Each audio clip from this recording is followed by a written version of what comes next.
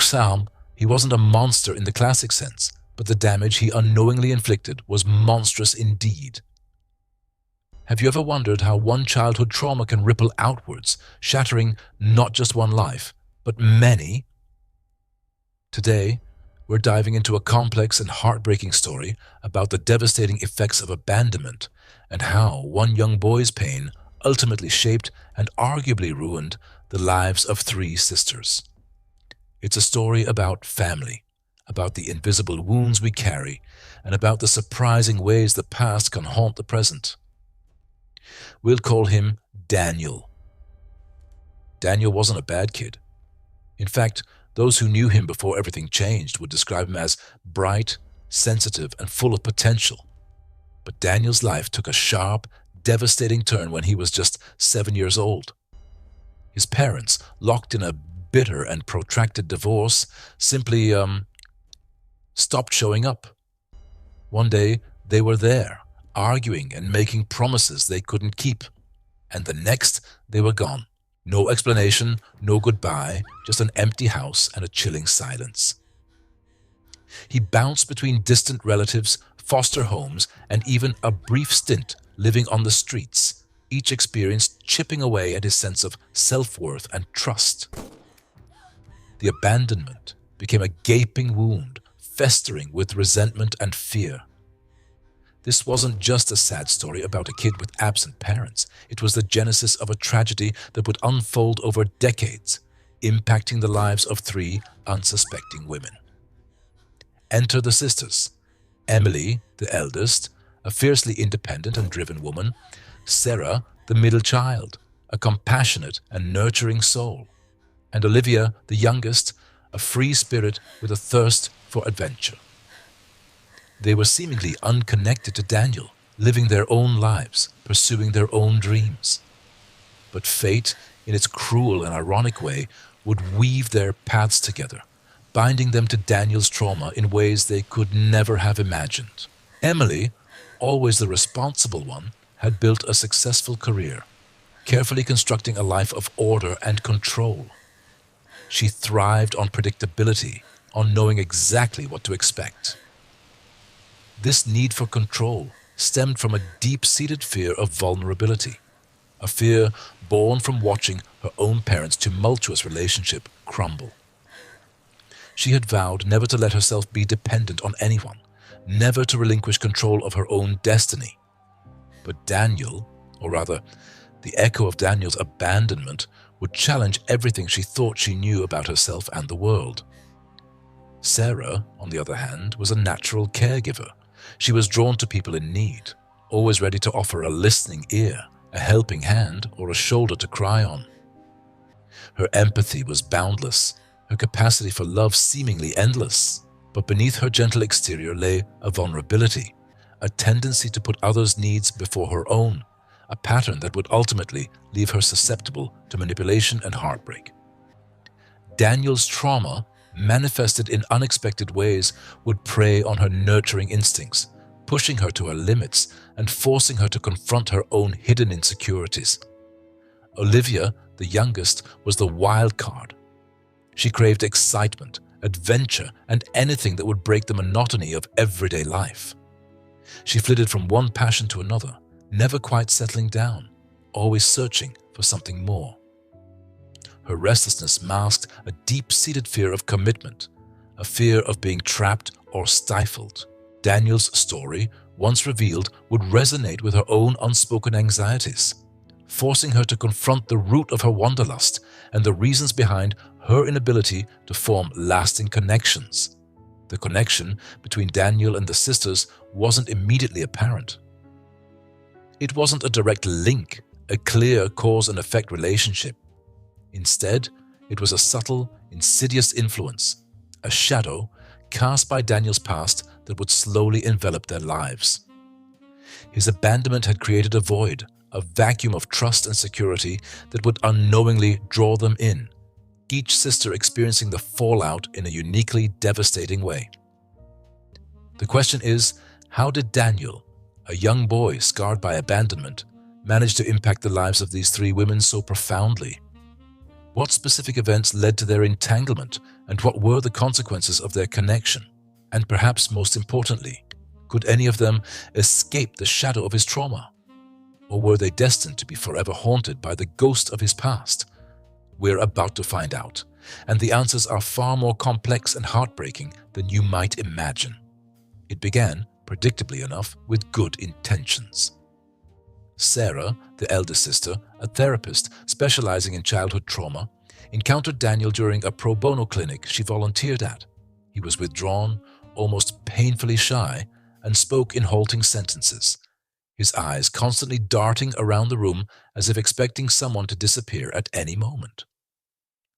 He was 14, but looked younger, his small frame swallowed by oversized, hand-me-down clothes. His case file was slim, a bare-bones outline of a boy bounced between foster homes after his mother had simply vanished, leaving him with a note and a suitcase outside a fire station. The note, Sarah remembered, was particularly brutal, devoid of any warmth or affection.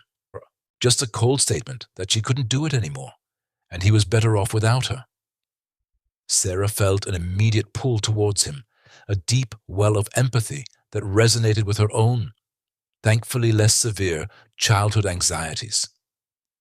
She saw in him a reflection of the vulnerability she fought so hard to overcome in her own life. She believed, perhaps naively, that she could help him navigate the labyrinth of his pain. She saw potential, a diamond in the rough buried beneath layers of fear and mistrust. She took him on as a client, offering him extra sessions, often extending their time beyond the allotted hour, listening patiently as he slowly, painstakingly began to unravel his story. At first, progress was slow. Daniel was guarded, resistant to any form of emotional intimacy. He'd answer questions with monosyllabic responses, avoiding eye contact, his body tense and rigid. But Sarah persisted, employing a gentle, non-confrontational approach, creating a safe space where he felt he could express himself without judgment. She used art therapy, encouraging him to draw and paint, hoping to unlock the emotions he couldn't verbalize. Slowly, painstakingly, cracks began to appear in his emotional armor. He started to talk, hesitantly at first, then with increasing fluency, about the loneliness, the confusion, the gnawing sense of worthlessness that plagued him. He spoke of his mother's abandonment as a personal failing, a confirmation that he was unlovable, unworthy of care. Sarah listened, offering validation and reassurance, challenging his negative self-perceptions. She introduced him to coping mechanisms, mindfulness exercises, and techniques for managing anxiety. She saw glimpses of the boy he could be, the intelligent, sensitive, and creative individual buried beneath the trauma. She started to feel a sense of accomplishment, a belief that she was making a real difference in his life. Meanwhile, Emily, the middle sister, a struggling actress with a penchant for impulsive decisions and dramatic relationships, was working as a waitress at a local diner. Daniel frequented the diner after his therapy sessions, usually ordering a small coffee and a slice of apple pie, sitting quietly in a corner booth, lost in his own thoughts. Emily, drawn to his quiet intensity and vulnerability, started to engage him in conversation. She saw him as a kindred spirit, another soul adrift in a world that often felt cold and uncaring.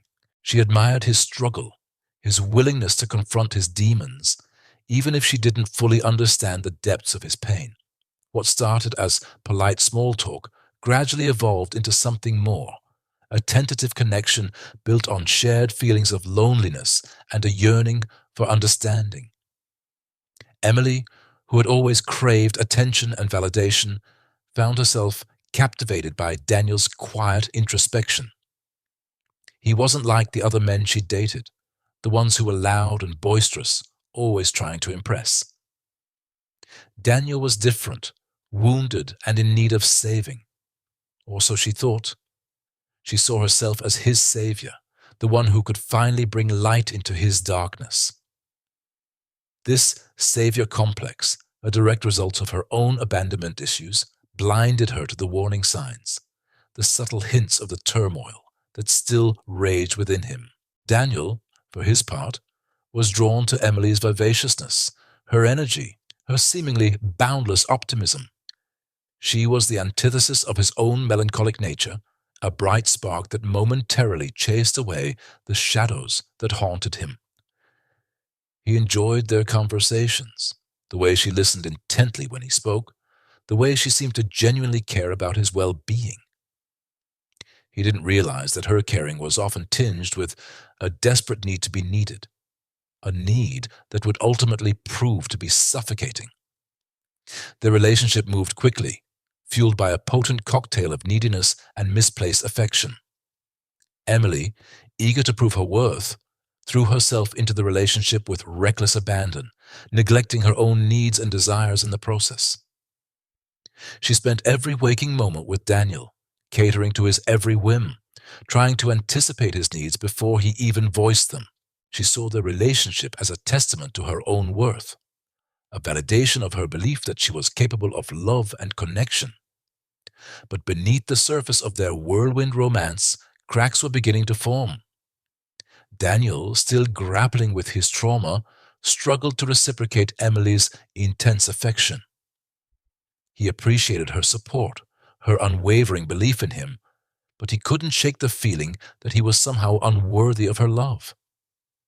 He felt like a broken vessel, incapable of holding the overflowing love that she offered him.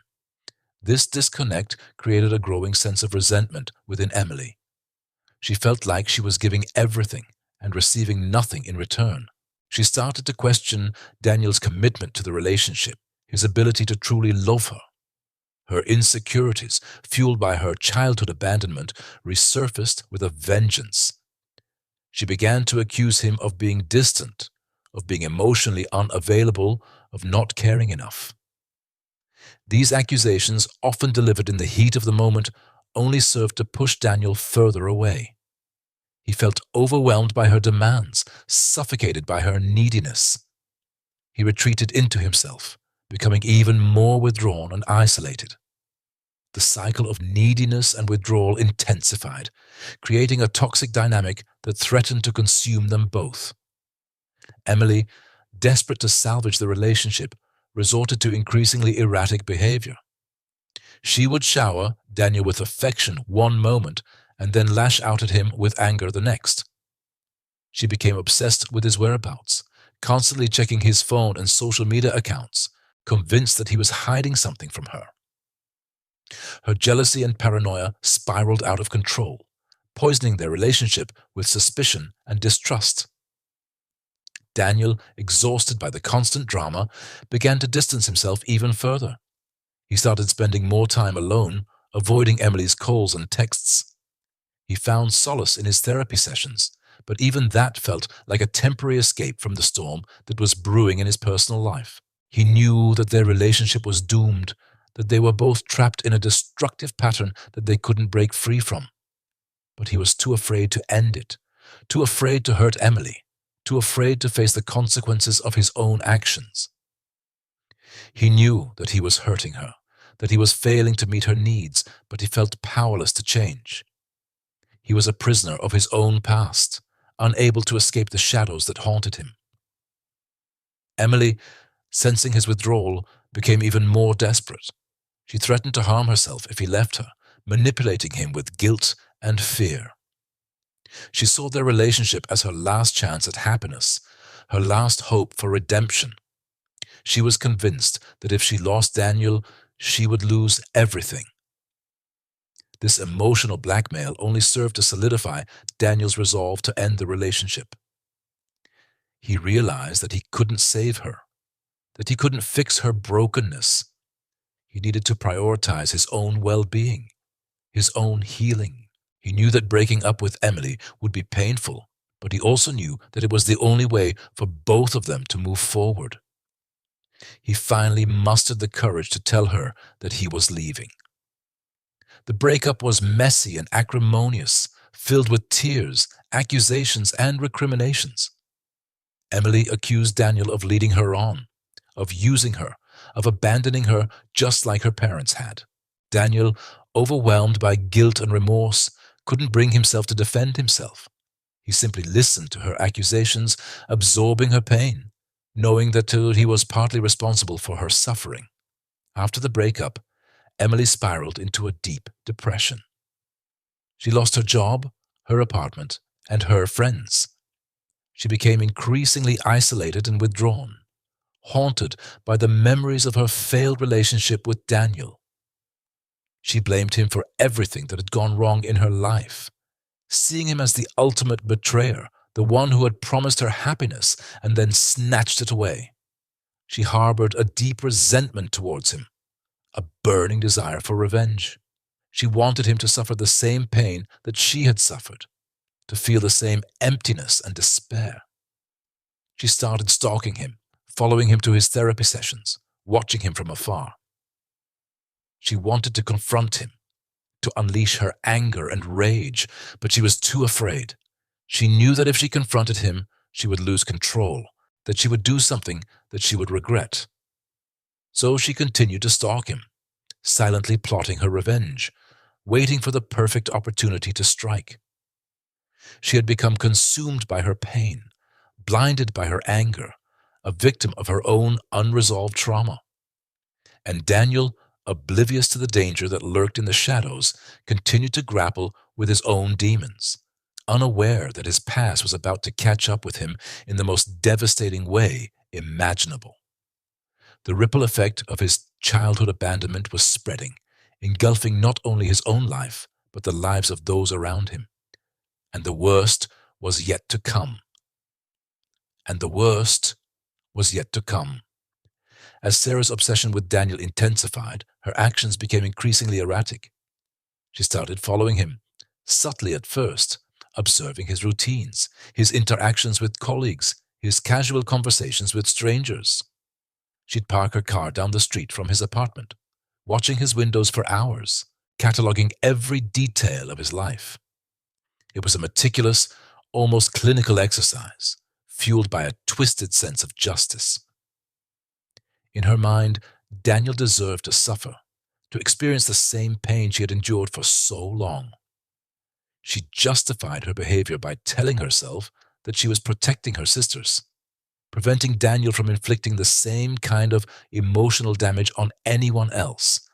But deep down, she knew that her motives were far more complex, driven by a deep-seated need for revenge, a desperate attempt to reclaim the power that had been stolen from her so many years ago. Meanwhile, Emily, oblivious to the turmoil brewing in Sarah's mind, was finding solace in her work. The animal shelter had become her sanctuary, a place where she could channel her energy and compassion into caring for creatures in need. She found a sense of purpose in rescuing abandoned and abused animals, nursing them back to health, and finding them loving homes. It was a way for her to heal her own wounds, to confront the feelings of helplessness and vulnerability that had plagued her since childhood. She had a particular soft spot for the most damaged animals, the ones that had been neglected or mistreated, the ones that were fearful and withdrawn. She understood their pain, their distrust, their struggle to connect with others. She saw a reflection of herself in their eyes, a shared history of trauma and resilience. One day, a new dog arrived at the shelter, a scrawny, timid creature with matted fur and haunted eyes. He had been found wandering the streets, abandoned and alone. Emily immediately felt a connection to him. She named him Lucky, hoping to change his fate. She spent hours with Lucky, patiently coaxing him out of his shell, offering him gentle words and treats. Slowly, gradually, he began to trust her. He would wag his tail tentatively when she approached, nuzzle her hand with his wet nose, and eventually even allow her to pick him up and cuddle him. Emily's relationship with Lucky became a lifeline for her. It gave her a sense of purpose and connection that she had been missing for so long. She realized that she wasn't alone in her struggles, that there were others who had experienced similar pain and loss. And she discovered that she had the power to heal, not only herself, but also others.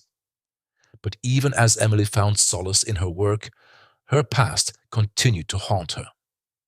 She still struggled with feelings of abandonment and insecurity.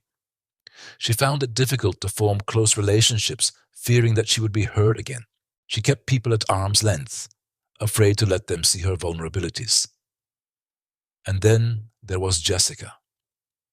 Jessica was struggling with her own demons, trapped in a cycle of self-destruction.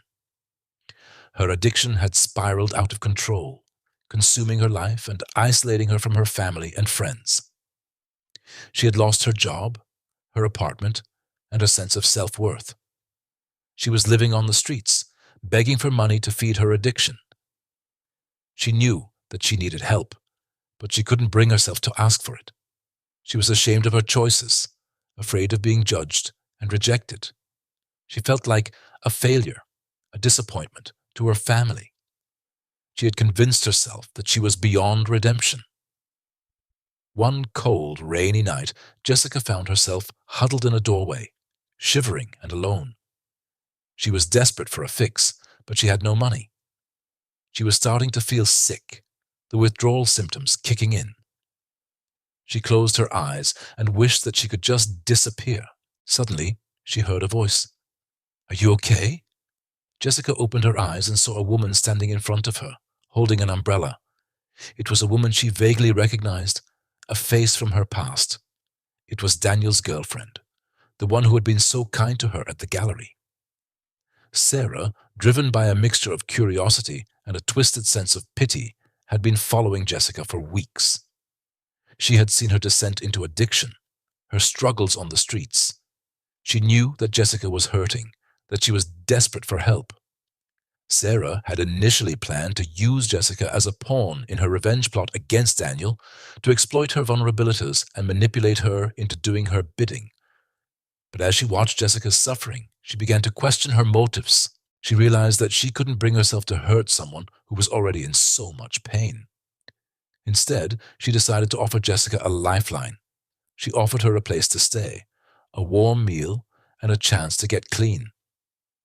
She told her that she believed in her, that she knew she could overcome her addiction.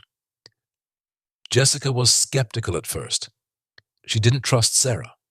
She had been betrayed too many times in her life, but she was also desperate. She had nowhere else to go. She reluctantly accepted Sarah's offer. She went back to Sarah's apartment, took a shower, and ate a hot meal. It was the first time in months that she had felt safe and cared for. Sarah helped Jessica find a rehab program and supported her through the difficult process of recovery. She attended meetings with her, listened to her struggles, and offered her encouragement. She never judged her or made her feel ashamed. Slowly, gradually, Jessica began to heal. She started to rebuild her life, to reconnect with her family, and to find a sense of purpose. She realized that she wasn't beyond redemption, that she deserved to be happy. But even as Jessica found hope in her recovery, she couldn't shake the feeling that something was wrong. She sensed that Sarah had ulterior motives, that she was hiding something. She couldn't shake the feeling that she was being used. Meanwhile, Daniel was starting to notice that something was off with Sarah. She was becoming increasingly distant and secretive. She would disappear for hours without explanation, and she would become defensive when he asked her where she had been.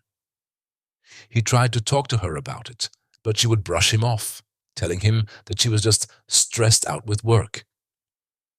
He wanted to believe her, but he couldn't shake the feeling that she was hiding something from him. He started to suspect that she was having an affair. He knew that she had been hurt in the past, that she had trust issues. He worried that she was pushing him away because she was afraid of getting hurt again. He decided to confront her. He sat her down and told her that he loved her, that he wanted to work through whatever was going on. He asked her to be honest with him. Sarah hesitated. She knew that she couldn't keep her secret forever. She knew that she had to tell Daniel the truth, even if it meant losing him. But she couldn't bring herself to do it. She was too afraid of his reaction, too afraid of what he would think of her. She was afraid of ruining everything. Instead, she lied. She told him that she was just stressed out with work, that she was sorry for being distant. She promised that she would try to be more present. Daniel wanted to believe her, but he couldn't shake the feeling that she was lying. He knew that something was still wrong. He just didn't know what it was. And as the truth simmered beneath the surface, the lives of Daniel, Sarah, Emily, and Jessica were about to collide in a way that would change them forever. The ripple effect of Daniel's childhood abandonment was reaching its crescendo, threatening to destroy everything in its path. The secrets, the lies, the obsessions were all about to explode, revealing the dark underbelly of their shared past. The intricate web of trauma and pain was tightening, drawing them all closer to a devastating confrontation. And in the heart of it all, Sarah was poised to unleash her carefully crafted plan, unaware of the unintended consequences that awaited her. The stage was set for a tragedy of epic proportions, a culmination of years of unresolved pain and unspoken anger.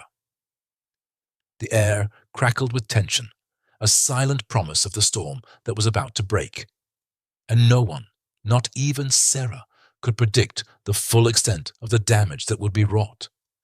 The past was about to come crashing down, and the future hung precariously in the balance, teetering on the edge of oblivion, where the fragile threads of hope and healing were about to be tested in the most brutal way imaginable.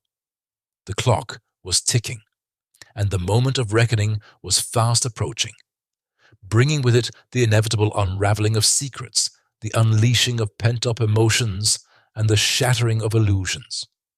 The characters were locked on a collision course, their destinies intertwined in a web of pain, resentment, and a desperate yearning for redemption. Sarah's stalking escalated. She began leaving small gifts on his doorstep, a single flower, a handwritten note filled with cryptic messages, a photograph of them from years ago. Daniel, initially unnerved, dismissed it as coincidence, a strange quirk of fate. He couldn't fathom that the shy, awkward girl from his past was now a woman consumed by a dangerous fixation. He attributed it to his own paranoia, the lingering anxiety from his childhood resurfacing. He tried to rationalize it, to find a logical explanation for the unsettling feeling that he was being watched. But the feeling persisted, a constant weight in the back of his mind, a nagging sense of unease that he couldn't shake off. He started double-checking the locks on his doors and windows, looking over his shoulder whenever he walked down the street and avoiding dimly lit areas at night. He felt like he was being hunted, though he couldn't quite understand why. Meanwhile, Emily, blissfully unaware of Sarah's escalating obsession and Daniel's growing unease, was finally starting to find some semblance of peace. Her therapy sessions were proving to be incredibly helpful, allowing her to unpack the years of repressed emotions and confront the trauma that had haunted her for so long. She was learning to set healthy boundaries, to prioritize her own needs, and to let go of the guilt and self-blame that had been weighing her down. She found solace in her artwork, pouring her emotions onto the canvas, transforming her pain into something beautiful and meaningful. She started exhibiting her work in local galleries, receiving positive feedback and recognition for her talent. For the first time in a long time, she felt like she was truly living, not just surviving. She even cautiously began to explore the possibility of a romantic relationship, connecting with someone who seemed genuinely interested in her as a person, not just as a damaged soul. However, the fragile foundation of her newfound happiness was about to be shaken to its core. As for Jessica, she remained steadfast in her determination to protect her sisters, even if it meant sacrificing her own happiness. She had become a pillar of strength for Emily, offering unwavering support and encouragement as she navigated her healing journey. She kept a close eye on Sarah, sensing that something was amiss, but she couldn't quite put her finger on what. She tried to reach out to her, to offer her the same support that she had given Emily, but Sarah remained distant and withdrawn, deflecting Jessica's attempts to connect with her. Jessica grew increasingly worried. Sensing that Sarah was spiraling down a dangerous path, she knew that she had to do something, but she didn't know what. She felt like she was walking on eggshells, afraid of saying or doing anything that might trigger Sarah's fragile emotional state. She decided to consult with Emily's therapist, hoping to gain some insight into Sarah's behavior and how best to help her. The therapist suggested a family intervention, a safe space where the sisters could come together and openly discuss their feelings and concerns. Jessica knew that this was a risky move, but she felt that it was the only way to prevent Sarah from completely losing herself. Back in Daniel's world, Sarah's actions became bolder. She started showing up at his work, lingering outside his office building, making fleeting eye contact. She began sending him anonymous messages, filled with veiled threats and accusations. Daniel, now genuinely frightened, contacted the police. He reported Sarah's behavior, providing them with the evidence he had collected: the gifts, the notes, the messages. The police initially dismissed his concerns, citing a lack of concrete evidence. They told him that he needed to have a restraining order, but that required proof of direct threat. Daniel felt helpless and vulnerable, trapped in a nightmare he couldn't escape. He knew that Sarah was capable of anything, and he feared for his safety. He started carrying a weapon for protection, constantly looking over his shoulder, living in a state of constant anxiety. He felt like he was being punished for something he didn't do, haunted by the ghosts of his past. The police, after repeated insistence from Daniel, finally agreed to investigate. They paid Sarah a visit, warning her to stay away from Daniel. Sarah, feigning innocence, denied any involvement, claiming that she barely knew Daniel and that he was mistaken. The police, unconvinced, but lacking sufficient evidence, let her go with a stern warning. This only emboldened Sarah, reinforcing her belief that she was untouchable. She saw the police visit as a sign that she was getting closer to Daniel, that her plan was working. She became even more determined to win him back, to make him see that they were meant to be together. As the tension mounted, Jessica finally managed to convince Sarah to attend the family intervention. Emily, though hesitant, agreed to participate, hoping that it would help Sarah.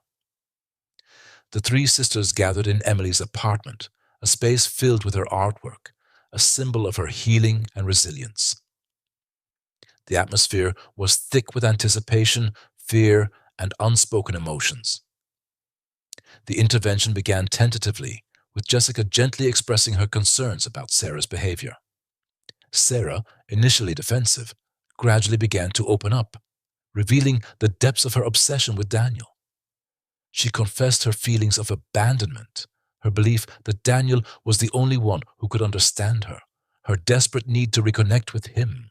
As she spoke, her voice trembled, her eyes filled with tears, her body racked with sobs. Emily and Jessica listened intently, their hearts aching for their sister. They realized the extent of Sarah's pain, the profound impact that their shared childhood trauma had had on her life. They understood that her obsession with Daniel was not just about him, but about her own deep-seated insecurities and her desperate search for love and acceptance. The intervention took a dramatic turn when Sarah revealed her actions towards Daniel. The stalking, the gifts, the anonymous messages. Emily and Jessica were shocked and horrified. They couldn't believe that Sarah was capable of such behavior. They confronted her, expressing their disappointment and anger.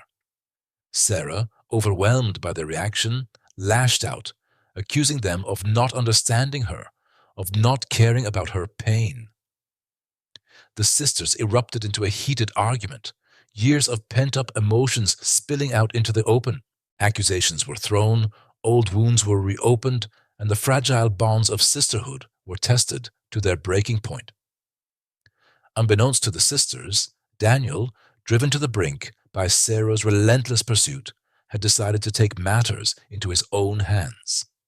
He knew that the police couldn't protect him, and he felt that he had no other choice. He tracked Sarah down to Emily's apartment, armed with a weapon. his mind clouded with fear and desperation. He arrived just as the sisters' argument reached its peak, bursting into the apartment, his face contorted with rage and terror. The scene that unfolded was one of chaos and confusion, a culmination of years of trauma, pain, and misunderstanding. The sisters, startled by Daniel's sudden appearance, screamed in terror. Daniel, overwhelmed by the sight of Sarah and her sisters, his mind snapped.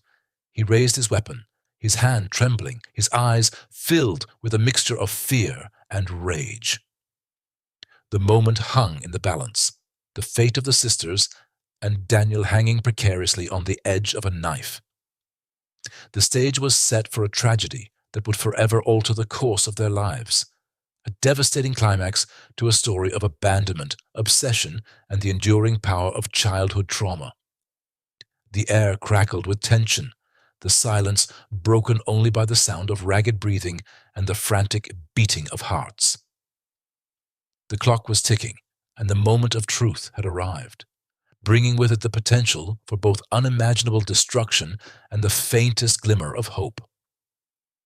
What happened next would determine whether they would succumb to the darkness that had haunted them for so long, or find the strength to break free and finally heal. But Daniel, as always, remained oblivious. He was lost in his own world, a world of spreadsheets and deadlines, a world where emotions were neatly categorized and filed away. He noticed the flowers, the notes, but dismissed them as the harmless gestures of an admirer, perhaps a lonely neighbor or a well-meaning colleague. He was flattered, of course, but also vaguely uncomfortable, unsure how to respond without seeming arrogant or dismissive. He simply ignored them, hoping they would eventually stop, unaware of the storm brewing just beneath the surface. Meanwhile, Emily, consumed by guilt and self-loathing, found herself drawn back into the familiar embrace of addiction. The shame of her past actions, the fear of exposure, the crushing weight of her secrets. It was all too much to bear. She started drinking again, slowly at first, a glass of wine after work to take the edge off, then 2, then 3, until she was back where she started, drowning her sorrows in a sea of alcohol. The promises she had made to herself, to her family, to Michael. They all seemed like distant memories, fading into the fog of her addiction. She knew she was hurting herself, hurting the people she loved, but she couldn't stop, couldn't break free from the cycle of self-destruction. And then there was Olivia, the younger sister, the one who had always been the most resilient, the most independent. But even she was not immune to the insidious effects of their shared trauma. She had thrown herself into her work, burying her pain beneath a mountain of responsibilities, striving for perfection in every aspect of her life. But the pressure was building. The cracks were starting to show. She found herself increasingly irritable, snapping at her colleagues, pushing away her friends. She was afraid to let anyone get too close, afraid that they would see the darkness inside, the broken little girl she had tried so hard to forget. She was determined to be strong, to be successful, to prove that she could overcome her past, but the past had a way of catching up, of refusing to stay buried. As Sarah's obsession spiraled out of control, she started to fantasize about rescuing Daniel, about saving him from whatever invisible threat she perceived in his life. She imagined herself as his protector, his guardian angel, the only one who truly understood him. She started to see obstacles everywhere, people who were trying to keep them apart, forces that were conspiring against their love. Her paranoia grew, fueled by her own distorted perception of reality, until she was convinced that she was the only one who could keep him safe. One evening, as Daniel was walking home from work, Sarah followed him, keeping a safe distance, her heart pounding in her chest. She watched as he stopped at a small coffee shop, ordered a drink, and sat down at a table outside. She watched as he smiled at the barista, as he chatted with a woman who walked by, as he seemed to effortlessly navigate the world around him. And in that moment, a wave of jealousy washed over her, a burning rage that threatened to consume her. She saw him as happy, as carefree, as oblivious to the pain that she had carried for so long, and she couldn't stand it. She couldn't stand the thought of him being happy without her, of him being loved by someone else. She approached him, her hands trembling, her voice barely a whisper. "Daniel," she said, her eyes fixated on his. He looked up, startled, his expression shifting from polite curiosity to mild confusion. "Do I know you?" he asked, his brow furrowed. Sarah's heart sank. He didn't recognize her. He had no idea who she was, what she had done, what she had sacrificed. The realization hit her like a physical blow, shattering her carefully constructed fantasy, leaving her exposed and vulnerable. "It's me, Sarah," she said, her voice cracking. "Don't you remember?" Daniel stared at her for a moment, his eyes scanning her face, searching for a flicker of recognition. But there was nothing.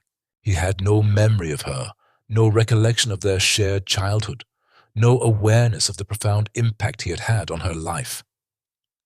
"I'm sorry," he said, his voice gentle but firm. "I don't think I do." Sarah's world crumbled around her. The rejection, the indifference, the utter lack of recognition. It was too much to bear. She felt a surge of anger, a desperate need to lash out, to make him understand the pain she had endured. But at the same time, she felt a deep sense of shame, a profound awareness of her own madness. She wanted to run, to hide, to disappear from the face of the earth.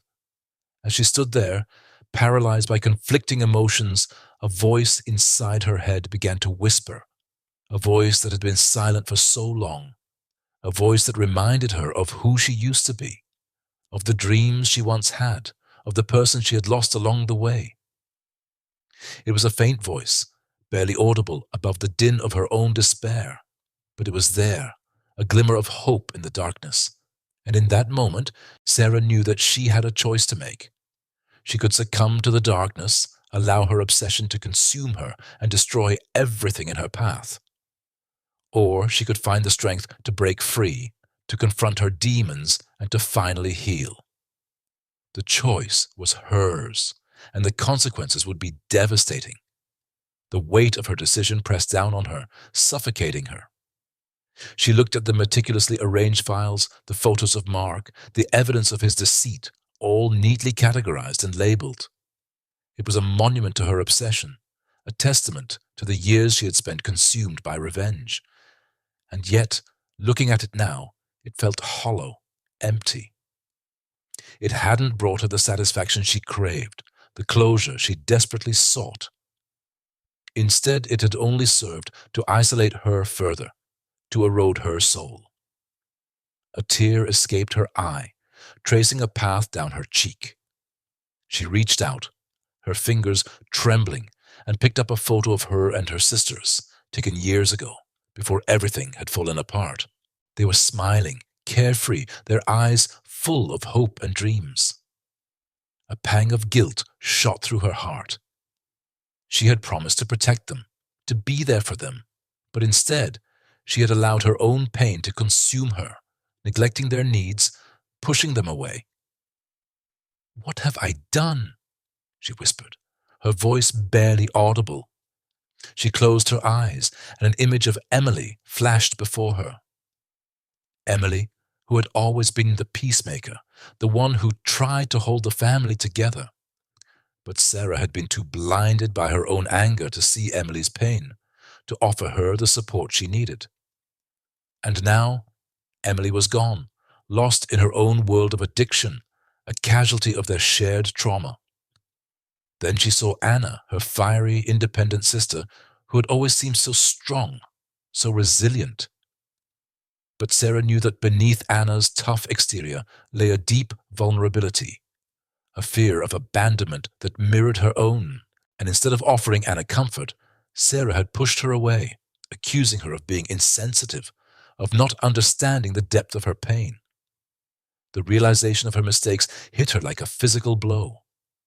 She had been so focused on Mark, on getting revenge for what he had done to them, that she had forgotten about her sisters, the very people she was trying to protect.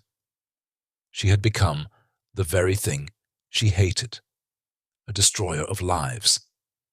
She opened her eyes, her gaze hardening. She couldn't change the past, but she could change the future. She couldn't undo the damage she had done, but she could try to make amends. She owed it to Emily, to Anna, and to herself. She stood up, her legs shaky, but her resolve firm. She walked over to the window and looked out at the city lights, each one representing a life, a story, a potential for both joy and sorrow.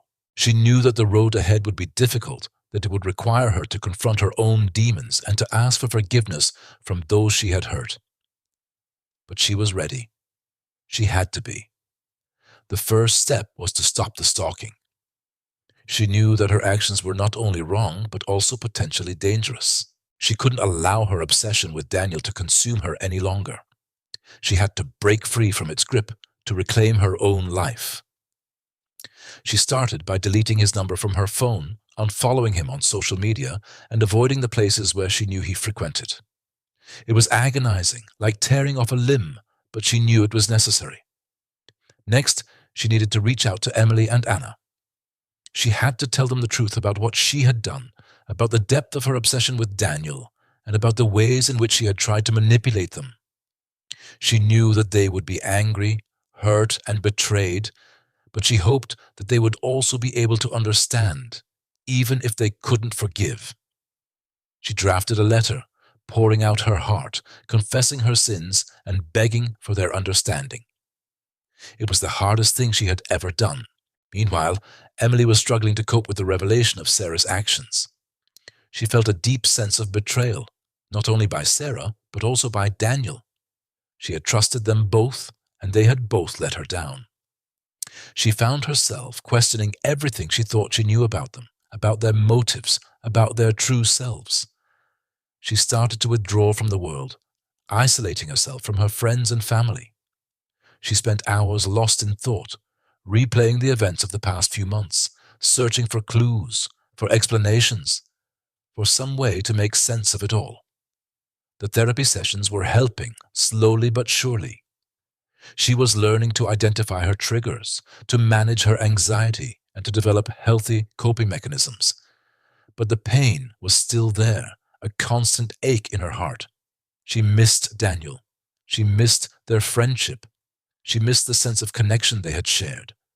But she knew that she couldn't go back, that their relationship was irrevocably damaged. She had to move on, to build a new life for herself, one that was not defined by the trauma of the past. Anna, on the other hand, reacted to Sarah's confession with a mixture of anger and relief. She had always suspected that Sarah was hiding something, that there was more to her obsession with Daniel than she was letting on. But she had never imagined the extent of it. She was furious at Sarah for manipulating her, for using her as a pawn in her twisted game. But she was also relieved to finally know the truth, to understand the forces that had been driving Sarah's behavior. She decided to confront Sarah directly, to demand an explanation for her actions. She arranged a meeting at a neutral location, a small coffee shop in the center of town. When Sarah arrived, Anna could see the guilt and remorse in her eyes. She looked pale and tired, as if she hadn't slept in days. Anna braced herself, preparing for a difficult conversation. Quote, 8. Anna asked, her voice trembling with emotion. Sarah took a deep breath and looked at Anna, her eyes filled with tears. Wolice, quote, 9, she said. Quote, Tist pist. Anna listened to Sarah's words, trying to discern whether they were genuine or just another manipulation. She saw the sincerity in Sarah's eyes, the pain in her voice. She realized that Sarah was not a monster, but a deeply wounded person who had made terrible mistakes. She didn't forgive her immediately, but she felt a glimmer of hope, a possibility of reconciliation. Meanwhile, Daniel was starting to notice the change in Sarah's behavior. The flowers had stopped appearing on his doorstep. The notes had ceased to arrive. He no longer felt the subtle sense of being watched. At first, he was relieved. He had found Sarah's attention unsettling, even disturbing. But as the days turned into weeks, he began to feel a strange sense of emptiness, a void in his life. He found himself wondering about her, about what she was doing, about why she had suddenly stopped. He tried to dismiss these thoughts, to convince himself that he was better off without her, but he couldn't shake the feeling that something was wrong, that Sarah was in trouble. He decided to reach out to her, to check on her, to make sure that she was okay. He found her address online and drove to her apartment. He hesitated for a moment, unsure of what to say, of how to approach her. But he knew that he had to do something. He owed it to her, to himself, to the possibility of understanding. He knocked on the door, his heart pounding in his chest. He waited, his breath held, wondering what would happen next. He just knew he needed to see her, to understand what had been happening, and to finally, maybe, understand himself a little better too. The door creaked open, revealing Sarah. She looked tired, her eyes shadowed, but there was a flicker of surprise, then suspicion, as she recognized him. Quote, 11, she asked, her voice guarded. Quote, 12.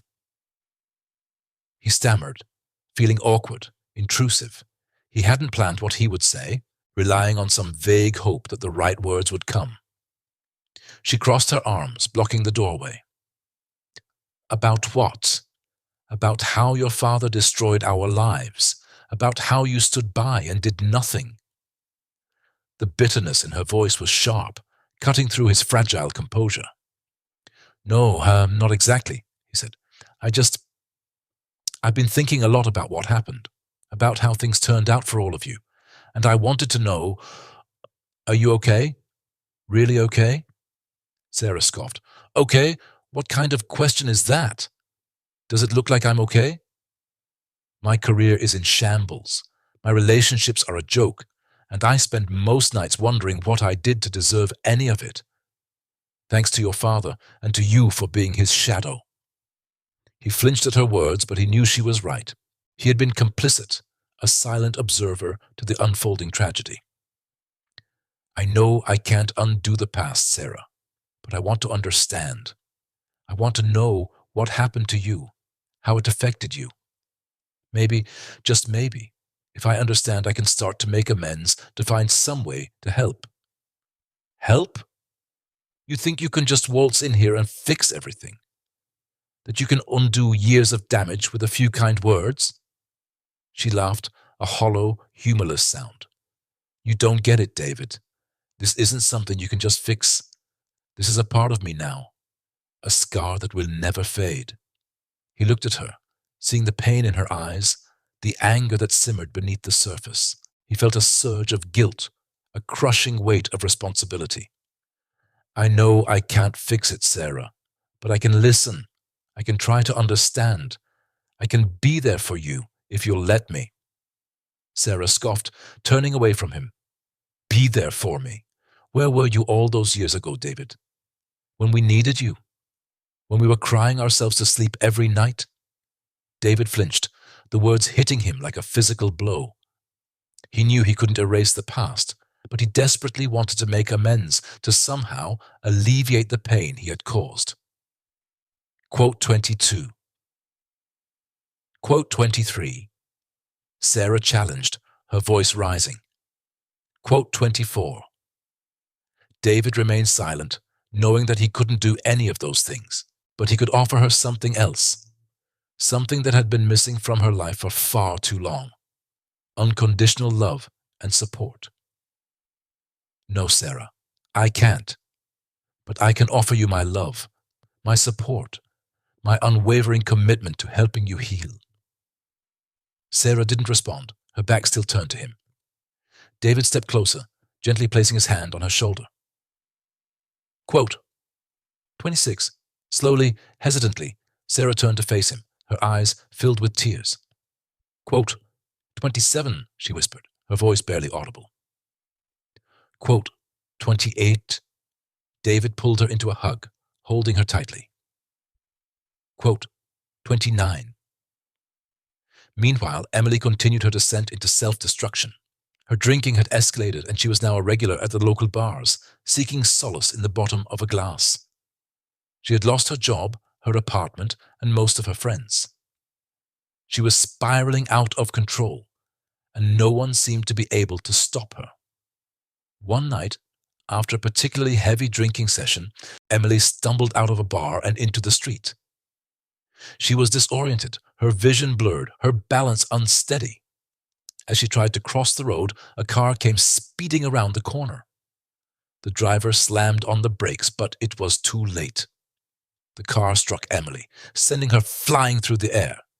She landed on the pavement with a sickening thud, her body limp and lifeless. The driver, a young man named Mark, jumped out of the car, his face pale with shock and horror. He rushed over to Emily, desperately trying to revive her, but it was no use. She was gone. Mark called 911, his voice trembling with fear. He waited anxiously for the ambulance to arrive, praying that Emily would somehow pull through. But deep down, he knew that it was too late. He had taken a life, and he would have to live with that guilt for the rest of his days.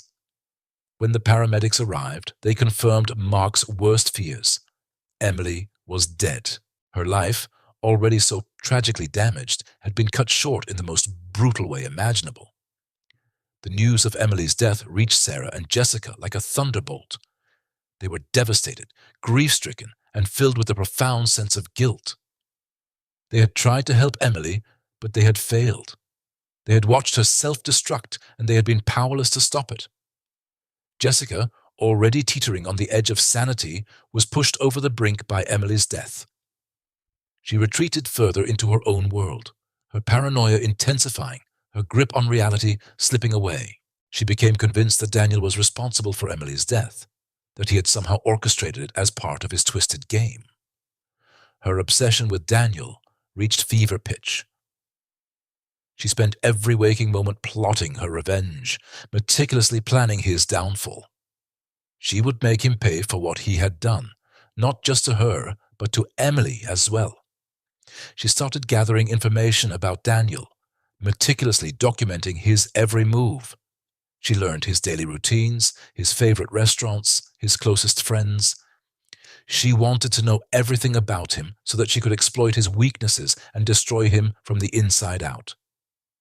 Meanwhile, Sarah, still reeling from Emily's death, found herself drawn closer to David. His unwavering support and unconditional love provided her with a glimmer of hope, a sense that maybe, just maybe, she could find a way to heal. She started attending therapy sessions with David, confronting her past traumas and learning to cope with her emotions in a healthy way. It was a long and arduous process, but she was determined to break free from the cycle of pain and create a better future for herself. As Sarah and David grew closer, Jessica's resentment towards them intensified. She saw their relationship as a betrayal, a sign that Sarah had abandoned her in her time of need. She became convinced that Sarah was siding with Daniel, that she was helping him to cover up his crimes. Her paranoia reached a boiling point. She decided that she couldn't wait any longer. She had to act before it was too late. She had to stop Daniel, once and for all. One night, as Daniel was walking home from work, Jessica ambushed him. She emerged from the shadows, her eyes blazing with anger, her hand clutching a knife. "You're going to pay for what you did, Daniel," she hissed, her voice dripping with venom. "You're going to pay for ruining our lives." Daniel was caught completely off guard. He stared at Jessica in disbelief, his mind racing to understand what was happening. "Jessica, what are you doing?" he asked, his voice trembling with fear. "Put the knife down." But Jessica was beyond reason. She lunged at Daniel, her knife raised high above her head. He desperately tried to defend himself, but it was no use. Jessica was too strong, too determined. She plunged the knife into Daniel's chest, piercing his heart. He gasped for air, his eyes wide with shock and pain. He stumbled backwards, collapsing to the ground. Jessica stood over him, her body shaking, her mind reeling. She had done it. She had finally gotten her revenge. But as she looked down at Daniel's lifeless body, a wave of horror washed over her. What had she done? She dropped the knife and ran, disappearing into the night. She didn't know where she was going or what she was going to do. All she knew was that she had to get away, as far away as possible. Daniel lay on the pavement, bleeding to death. His life was slipping away, his dreams fading into darkness. He thought of his parents, his friends, his colleagues. He thought of Sarah, the woman he had unknowingly hurt so deeply. He closed his eyes, his body going limp. He was gone. His story, and the story of the three sisters whose lives he had irrevocably altered, had come to a tragic and devastating end. Or so it seemed. The true fallout was yet to be fully realized, and the consequences of their shared trauma would continue to reverberate long after the final act. The news of Daniel's death spread like wildfire. For Emily, it was a confirmation of her worst fears. The man she had loved, the man she had hoped to build a life with, was gone, and his passing was inextricably linked to the trauma of their shared past. She felt a profound sense of loss, not just for Daniel, but for the future they would never have. The guilt gnawed at her, the knowledge that she had pushed him away, that she hadn't been strong enough to help him confront his demons. She wondered if things would have been different if she had stayed, if she had been more patient, more understanding. But the Cheswat quote 34 Warka were a cruel and endless cycle, offering no solace, only regret. Emily retreated further into herself, her art becoming her only refuge. She poured her grief and pain onto the canvas, creating dark and haunting images that reflected the turmoil within her soul. She isolated herself from her friends and family, unable to bear their sympathy, their well-meaning attempts to comfort her. The world felt muted, grey, devoid of color and joy. She was adrift, lost in a sea of sorrow, with no land in sight. For Jessica, Daniel's death was a stark reminder of the fragility of life. It forced her to confront her own mortality, her own fears and insecurities. She realized that she had spent so much time chasing success, building her career, that she had neglected the things that truly mattered: her relationships, her health, her own happiness. She started to reevaluate her priorities, to let go of the need for control, to embrace the present moment. She began to spend more time with her children, to listen to their stories, to be present in their lives. She started taking care of herself, exercising, eating healthy, and making time for relaxation and self-care. She even started attending therapy, seeking help to process her past trauma and to develop healthier coping mechanisms. It was a long and difficult journey, but she was determined to heal, to break the cycle of pain and dysfunction that had plagued her family for so long. She wanted to be a good mother, a good wife, a good person, and she knew that she had to confront her own demons in order to achieve that. And then there was Sarah. Daniel's death triggered a complete mental breakdown. The years of repressed anger, resentment, and obsession finally erupted, consuming her in a whirlwind of madness. She was admitted to a psychiatric hospital, where she was diagnosed with severe post-traumatic stress disorder and a host of other mental health issues. She was delusional, paranoid, and prone to violent outbursts.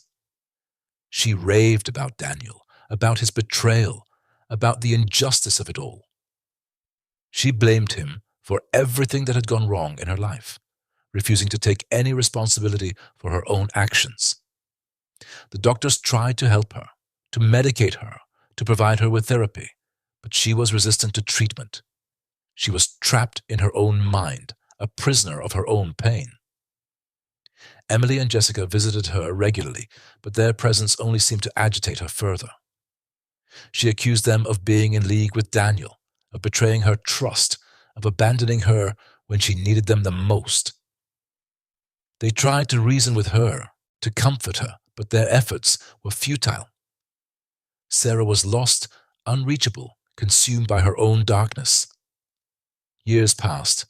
Emily, still haunted by Daniel's death, eventually found solace in her art. Her work gained recognition, her dark and haunting paintings resonating with audiences who had experienced their own share of pain and loss.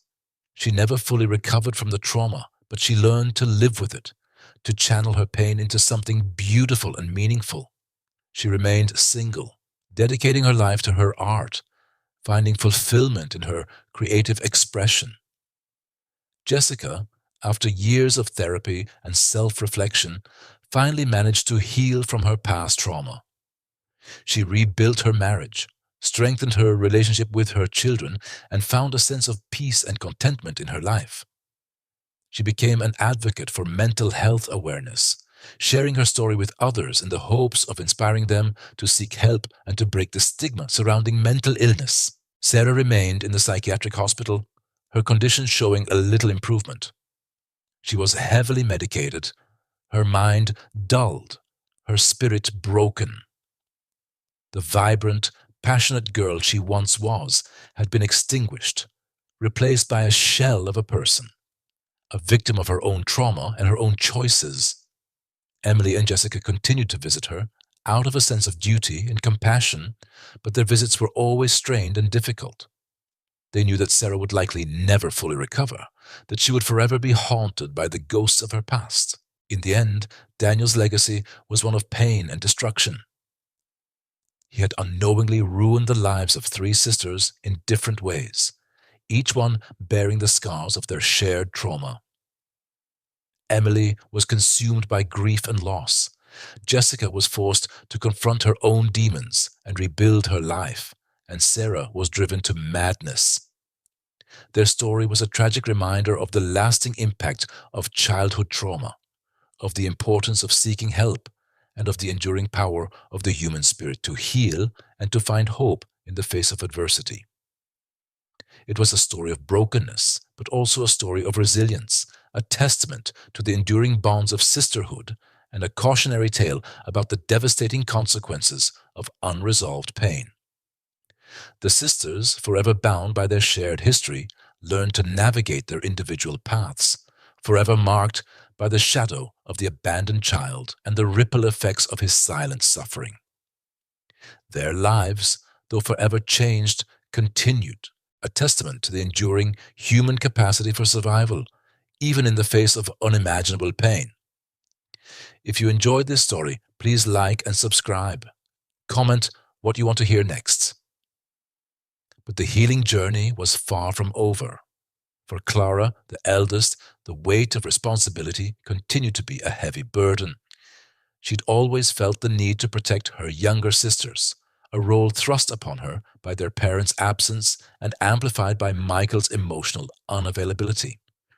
She found herself constantly mediating conflicts, smoothing over misunderstandings, and trying to create a sense of normalcy amidst the chaos. This hypervigilance bled into her adult relationships, making it difficult for her to fully trust others and let go of control. In therapy, she began to unpack these deeply ingrained patterns, realizing that she couldn't fix everyone's problems and that it was okay to prioritize her own needs. Meanwhile, for Olivia, the middle sister, Michael's abandonment manifested as a deep-seated fear of rejection. She craved validation and affection, often seeking it in unhealthy ways. She jumped from relationship to relationship, desperately trying to fill the void left by her brother's emotional absence. Each failed romance only reinforced her belief that she was unlovable. It took years of self-reflection and the unwavering support of her sisters to understand that her worth wasn't contingent on someone else's approval. She started focusing on her own passions, rediscovering her love for painting and finding solace in creative expression. And then there was Sophia, the youngest, who had always idolized Michael. His disappearance had shattered her world, leaving her with a lingering sense of guilt and confusion. She wondered if she had done something wrong, if she wasn't good enough for him to stay. As she grew older, she struggled with feelings of inadequacy and a constant need to prove herself. She excelled academically and professionally,